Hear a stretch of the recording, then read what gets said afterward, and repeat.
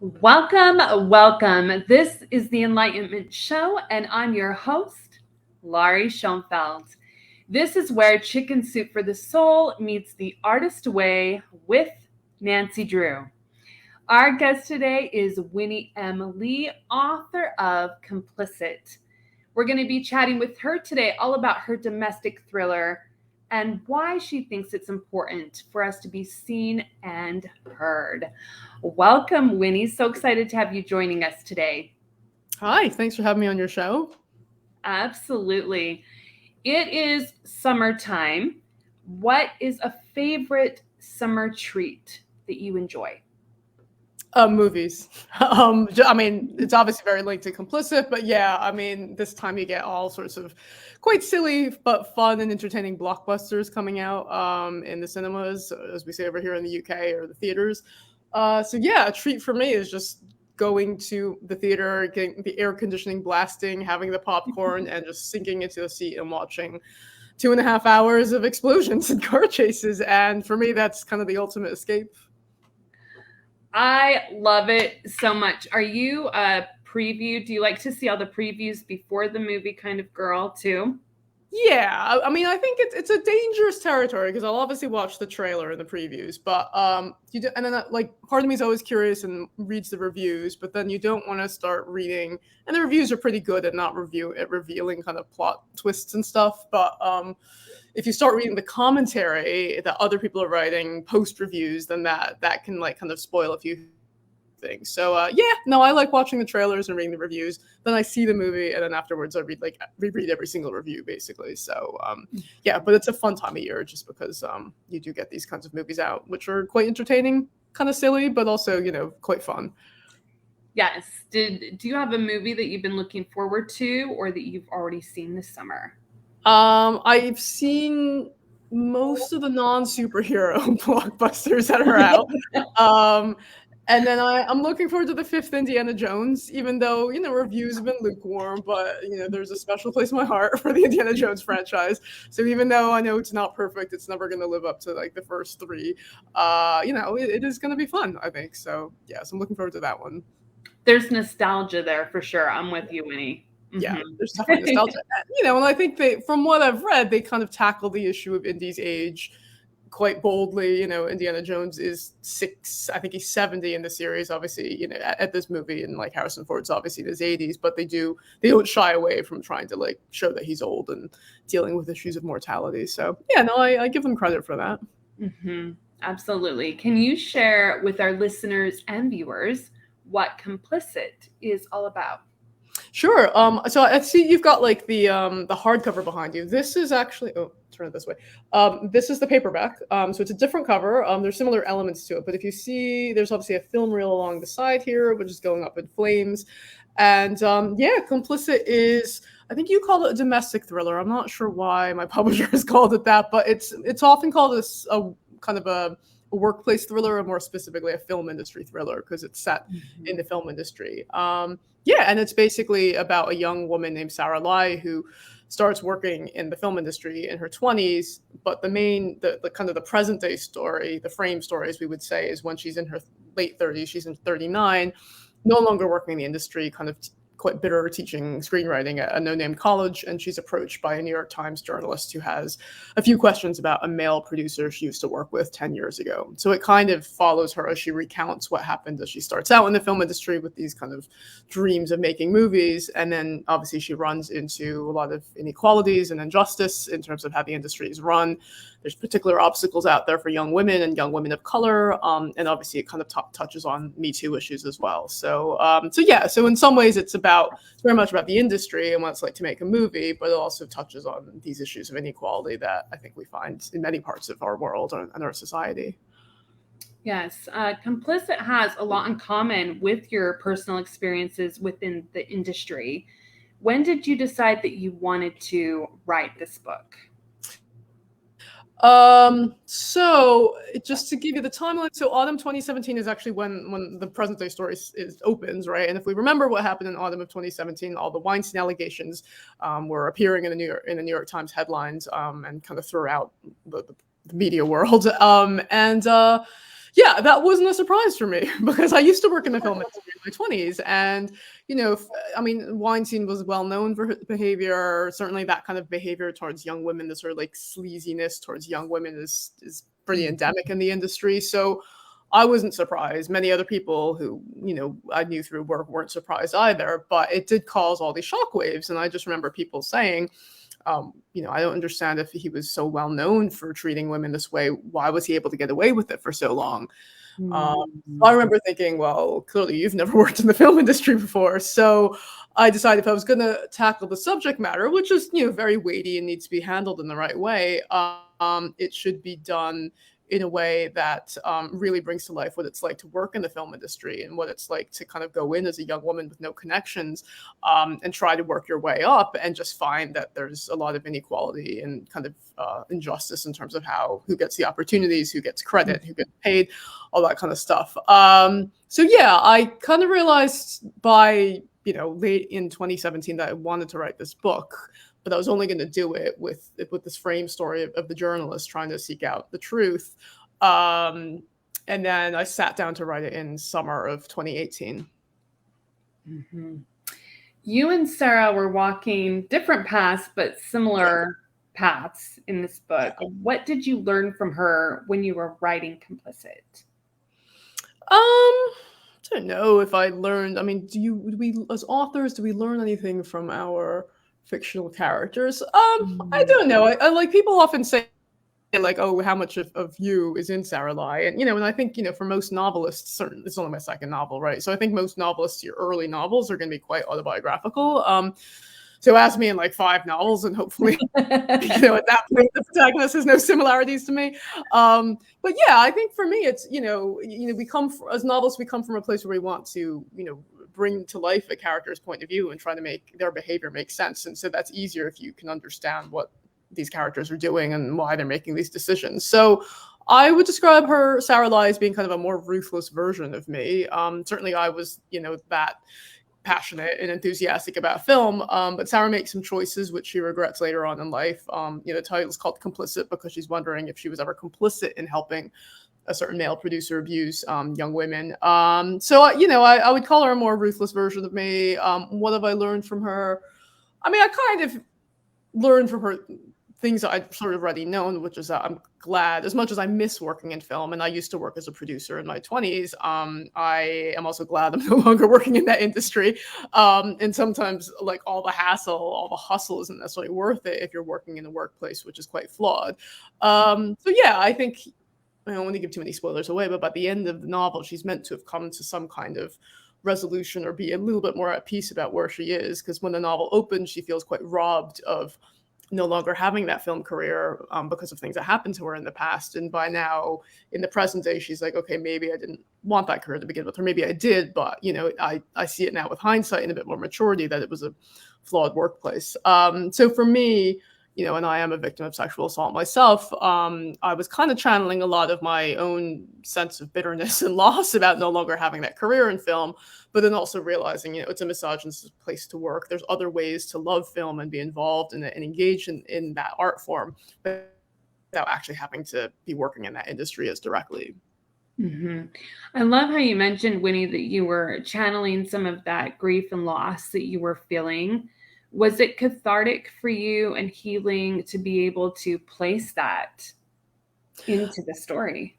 Yeah, people ask me that a lot. Also, because my first novel is probably even more autobiographical, because that's called Dark Chapter, and that's a fictional reimagining of my real life rape. But this one, so this is a way more fictional as way, and in some ways, it's kind of channeling my emotions in a more kind of indirect, artistic way, I suppose. Well, not, the first novel was also artistic, but this one's entirely fictional.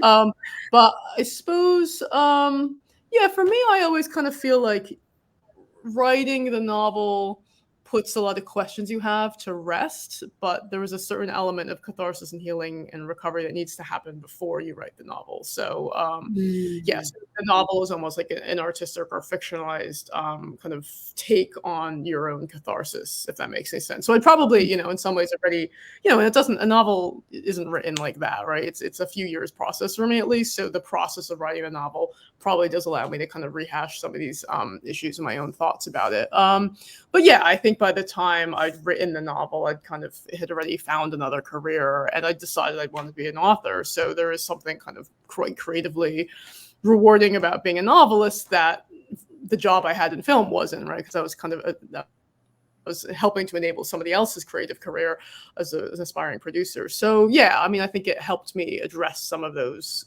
issues I had, but then I was also already on the way towards achieving some kind of catharsis. Mm-hmm. What's one of your favorite things about writing novels?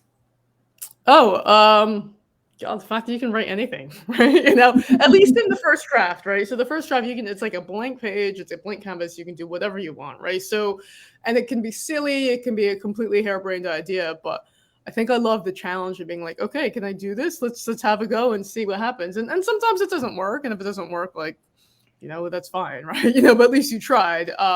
So yeah, so I think with this, with Complicit, I'm like, okay, can I write kind of this like mystery set in the film industry, and kind of channel a lot of my love of film, but also, my ambivalence about the industry, and see if it works, right? So, and like, thankfully it does. But if it doesn't, that's fine, because I would have realized already by draft 2 that it wasn't working. So I think kind of the whole, like the huge unpredictability about it, and just the fact that you have such a blank canvas and it's entirely up to you what you want to do with it, which can be scary for some people, but I find quite exciting, really. Mm-hmm. Can you share with us a few ways that we can reframe our thinking after sexual violence? Sure. We meaning survivors or just people in general? Either or. I think something I loved about your book is I'm also a survivor myself, and I've gone through sexual assault, and many of us have, unfortunately, but I also think it's a great conversation, just generalized, to understand that piece as well. So either or. Yeah, a few things to reframe things. So like, in the early days of being a victim, it's very easy to, it makes perfect sense to be angry, right, about what happens, right? What has happened to you and how fundamentally your life's been changed by, another person deciding to do this, right? And that's incredibly unfair, and it's always going to be an act of injustice. So I think I realized, so I was really angry for a while, but I think I realized that anger is a quite destructive force. So it's perfectly justified in being angry, but after a while, I didn't want to keep on kind of generating all this anger and directing it towards my perpetrator or the idea of the perpetrator, because for me, I realized it was more useful and more productive to be focusing on my own recovery. So I could be angry, but actually if I just, I don't know if let it go is the right term, but if I just kind of instead directed that same amount of energy that I would towards being angry towards actually reclaiming the life that I want to have, that was probably, 100 times more productive for me, right? So I think it was about that. It was about, I knew my life was never going to be the same after the rape, but I also knew that if I could try to reclaim some of the stuff that I enjoyed in my life before the assaults, then I wouldn't be as bitter, right? So, and that was what the act of recovery was. I often saw it as having like, this was my life. I was 29 when my assault happened. I was walking through a park. I was raped by a stranger. And then so suddenly my life changed and went in a complete different direction. And I often see it as being kind of a rift that happened in my life that just sort of opened up, like there was an earthquake and suddenly there was a chasm, and trying to connect the person I was before with the person I was after, that was the act of recovery. And it wasn't going to be a perfect seamless join, but if I could still go hiking again in my life and enjoy being in nature on my own, then that was sort of an act of recovery. So for me, it was about trying to reclaim that and not so much about external hatred or anger towards my perpetrator, even though that's completely justified as well. So that was one thing. And then also, there's a certain clarity that you get after trauma if you go through the healing process. And I did have a very good therapist. I also just realized that, life was short, right? Like I almost died during my assault. So, now that I had that life back and I worked really hard to reclaim it, like I wasn't going to put up with, terrible bosses or like bad jobs or things that were a waste of time. So that kind of made me realize that, even though I was mad about like no longer working in film because the PTSD and the anxiety and the depression after the assault made it impossible for me to work in film anymore. Even though I couldn't reclaim that, I did also realize that it's a very flawed industry, and maybe I didn't want to waste decades of my life working in an industry where I'd be, unappreciated, right? So I think it makes you realize what is important in your life, and then to just sort of go for that, right? Because life is short, and who knows, like anything could happen tomorrow that changes things, and I want to feel that I've done the most I can with the time that I have. Mm-hmm. I really love the whole concept of using that energy to reclaim your life, and that you can have that second chance, and it's okay if it's different. Yeah. And things never go the way we plan. I mean, if you think all the dreams we had as children, like, okay, I always wanted to be an author, right? But like, all the stuff that we envision what our life is going to be like when we're 10 years old, or like when I'm 30, I will have done this and this. It never really works out like that, because life is unpredictable, and the dreams that we have when we're kids aren't necessarily reflective of who we want to be. They're sometimes reflective of what society tells us we should be like, right? So yeah, I mean, life is constantly evolving. Our interests are constantly evolving, but as long as you kind of stay true to yourself and what you want, that's the most important thing. Mm-hmm. After you do presentations, Winnie, sorry, I apologize. Accent there for half a second. Got a bit southern there. That's fine. I've been complete southern there. Yes. After your presentations, Winnie, what's something that people ask you most often? Well, I do get a lot of people sharing their experiences of sexual violence, and that's quite, on one hand, it means a lot to me that people are sharing that. It is also quite heavy because I can't just be like, oh, that's great, and then move on, right? It's important for me to acknowledge the significance of what they told me, and to kind of let that sense of solidarity linger, I suppose. But people often ask me, how did you recover, right? And that's a quite general question, right? But I certainly think of, times in the months after my assault, the months and the years after my assault, where I never thought I'd recover, and wanting to think like, okay, is it possible to recover? So they often ask me like, how do you do that? And part of me is just like, well, it's not linear. It's not something that might seem possible right now, but if you give yourself time and if you kind of follow what's important to you, that's the most important thing. And putting yourself, and I don't mean to say it in like a selfish way, but putting yourself first and putting your own well-being at the forefront of the recovery process is the most important thing. So a lot of people think, okay, what are people going to think of me if they knew that I was a sexual assault victim, or that I was, raped, or how is this going to impact my job? All these sorts of things. People have regrets about not speaking up or not getting help when they needed it because they were afraid of what people would think of them. And part of me is just like, who cares what other people think, right? I mean, like, yeah, we live in society and we are worried about what people think of us, but it's such the public has such a flawed understanding of sexual violence, and people are always thinking, oh, a victim should act this way or a victim should act that way. And like, people don't really know unless you've actually lived through it. And everybody has a different reaction. So there's no one right way to be a victim or a survivor. And you just kind of have to do what feels right for you. And that's the most important thing. And I know it's more difficult for some people than others. I was lucky in the sense that I was 29 and I was single. I didn't have kids when my assault happened. And I often think if I was a mother, I would have probably had to put my own children's needs before my own, and therefore my recovery process might have been slower. But yeah, just realizing that, you're the most important person in the equation when it comes to recovering from trauma. Yeah.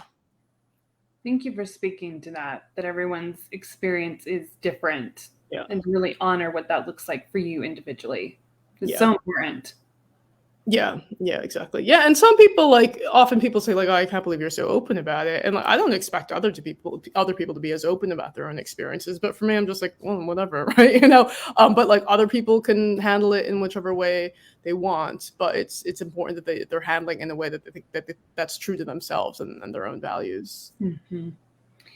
You mention in your book that it's important for people to be seen, heard, and remembered. Yeah. Why do you think that that's so important?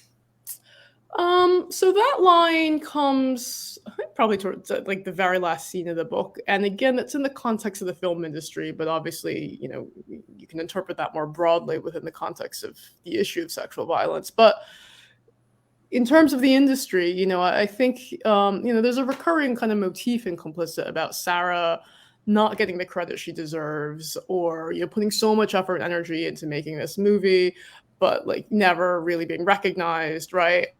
And I think that probably is the case in the industry, right? Because if you watch the Oscars, only like one or two people or a handful get to go up and accept the Oscar, but there's a whole team behind them, right? And I think that's not really recognized. And I can imagine how people would feel bitter about that, right? So there's this whole sense of like there's a huge hierarchy, and only some people get recognition, other people don't get the recognition, but they're expected to just put up with it until they rise, until their moment happens, right? And I think there's weird kind of sacrifice of ego, like the industry thrives on ego in some ways, but then unless you're at the top, you have to sacrifice your own ego. You're expected to, and it's a quite difficult thing to do, and I think a lot of people struggle with that. So that's where it's about recognition within the industry, just about the work that you're doing. But then if you take that statement in the context of sexual violence, I think of all the women that were affected by Harvey Weinstein or Bill Cosby or any of the other abusers out there, and we're talking about hundreds of women who just because of happenstance happen to meet this abuser, get invited back to their hotel room, and were assaulted or attempted to be assaulted in a way that traumatized them. And that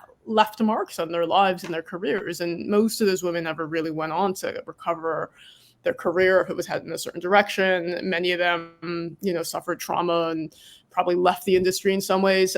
So that's a huge amount of collateral that happened as a result of, one person's actions. And that one person was allowed to keep on doing it over and over again.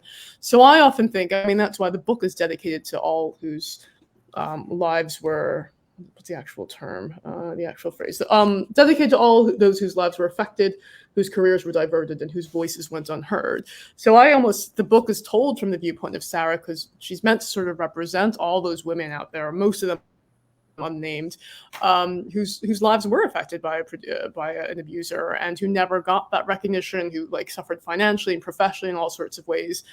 And that's very much about a loss to the industry, right? Because if this wasn't happening repeatedly, think of all the women that could still be in the industry. Think of all the creatives and all the stories they could have told and all the talents they could have contributed.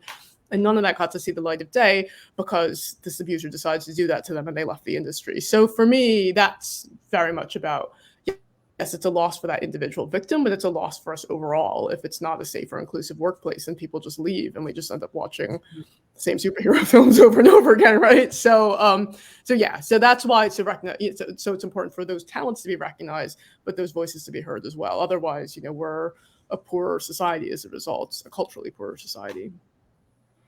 Thank you so much, Winnie, for sharing your story, your voice, Sarah's story, for all of those that felt unheard and unseen. Your book was very, very powerful and inspiring for me, and I know it will touch many others as well. So thank you for writing it. Yeah, well, thank you for having me on your show. Absolutely. We're going to turn it to the inner child question segment. Are you ready, Winnie? Okay, sure. Okay. First question. As a kid, what were some of your favorite movies that you could watch multiple times and never tire of?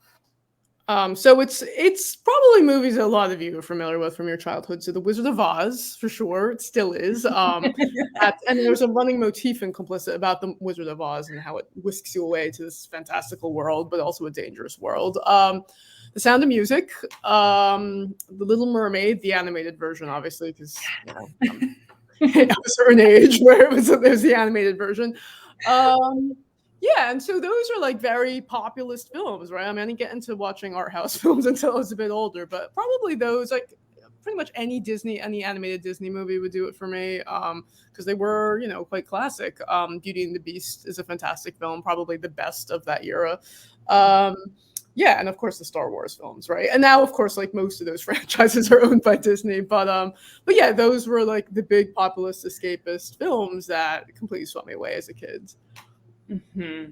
Those are some good ones, Winnie. You like took me back with your picks there. I was like, yeah, exactly. I like started singing in my head, running down the hill. Did you have a nickname growing up? No, it was always Winnie. I mean, there were kids that would make fun of me and call me Winnie the Pooh. It's not really a nickname. I didn't, whatever. Like that was kind of a derisory name that people had for me. But no, not really. I was always Winnie. Sometimes Winnie the Pooh. But yeah. Am I the first one that did the Winnie with the accent for you? Yes. Yeah, you are the first. So, live in that honor of being the first one to call me Winnie. Oh, man. What is the oddest food combo that you've liked and tried, or you've just tried?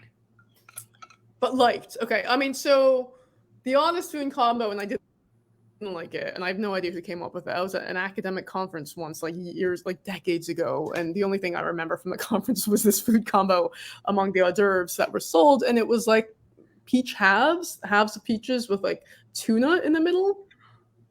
Yeah, bad. Yeah, I have no idea who came up with that, but it should not be replicated. So I did not like that. And then another odd food combination that completely works is it's an Italian thing. So Italians will eat strawberries with balsamic vinegar on it.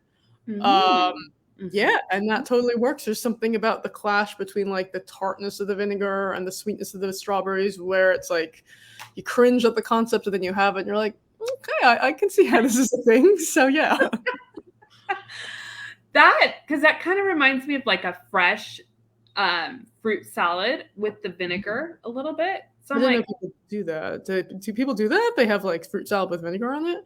Yes. Oh, okay. Yes. What part of the world do they do? Salad. Okay. The tuna, though, and the peach. Yeah, I'm trying to mentally picture that. I'm going to try it just for the experience, but wow. No. Yeah, I would suggest not trying it because you're just wasting food. But yeah. Before we end today, Winnie, can you share with our listeners and viewers what living a creatively abundant life means to you? Yeah, I like that. I think, it doesn't mean that you have to be, working creative, right? I mean, there's often a big question about, you're creatively inspired, you want to do artistic things, but will you make that your profession and your way of earning money? And there's a huge challenge in that, right? Because I think it's hard to make money as a creative. So sometimes I'm like, well, maybe I'd just be better off if I had like a day job and I was doing creative stuff on the side because that wouldn't put the pressure on me to be earning money through my creativity. Anyway, that's not the case because I'm mainly a writer. And so that puts on added pressures because then I'm like, okay, do I need to be more commercial or do I need to be doing X, Y, Z for my art so it can get sold as a product X, Y, Z, So an abundant life as a creative would just be one where you're completely open to exploring creative possibilities in your projects, right? And that doesn't necessarily mean that if you're a writer, everything has to get turned into a book that gets sold and put on the shelves, right? Because there's a whole process there in terms of the creative work that you're doing and that being turned into, something that needs to sell X number of units to be profitable, right? So, and that can be quite soul destroying and then like emotionally challenging as an artist. So I think to be creatively abundant means to be open to exploring other possibilities, ideally to be able to not have to worry about money, which is almost impossible to separate if you're kind of working author. But also just to, be willing to jump genre, to be willing to kind of experiment with genre and theme and setting and all those other elements of writing, and just to always find each new project to be a challenge, but like a rewarding challenge, right? So my books are quite different. I've written 2, and my third one is coming out in 2025, and I'm on like the third draft of it now, and they're all quite different from each other in terms of like the voice and the structure and everything. Similar themes I'm looking at, or similar kind of issues I'm exploring, but for me, like the challenge is actually always having something that's different, where I can feel really engaged in the artistic process. So, and then I do a lot more than just read books. I probably should read more books, but I see lots of movies. I go to theater a lot. I probably could listen to more music, but being open to, filling the well, as they say, creatively, and just kind of exposing yourself to all sorts of influences. I think that's how we lead a creatively abundant life. Where can our listeners and viewers find you if they have any questions for you after the show or would like to grab your book? Sure. Well, my book is available wherever books are available, right? So you can find it on like the usual suspects. You can order it from your local independent bookseller, which is great to do that. But yeah, you can get it through Amazon and Barnes & Noble as well, of course. I have a website, www.winniemli.com, WINNIEMLI.com. I'm also on, I feel like I'm on a lot of the social media platforms, but there's like always new ones springing up. But I'm on Twitter at Winnie M Li. I'm on Instagram, Winnie M Li. I've got a Facebook page, Winnie M Li. So, it's not that difficult to find me in some ways. I did start a TikTok as well, although I'm not really sure what I'm doing on TikTok. I am like, okay, I'll post like a 10-second video if that does anything for people, right? So TikTok's probably not the best way to get in contact with me, although you can watch my weird videos. But yeah, for Instagram, Facebook, you can find me. And then on my website, I list the events that I'm speaking at. So both online events, and also I do a fair amount of live events at book festivals. Just finished my US book tour, and I'll be doing some events in Ireland and the UK and hopefully the US as well later on in this year. So I'm always open to people coming to my events as well and asking questions. Yeah. Thank you so much for joining us today, Winnie. It has been an absolute pleasure to chat with you, and congratulations on your book coming out in 2025. Yeah, thank you. I mean, it's a while from now, but yeah, thank you. I'm still working on it. Sending you much love and good luck on that and the creative journey through your new book that's coming out. Remember, for those who are watching the show live and will watch later on the replay, as you go about the rest of your week to find the things that are working within your life, you are the creator of your own story. What steps will you take next? Thank you, everyone. Thank you, Winnie. Thank you so much, Laurie. Bye, everyone.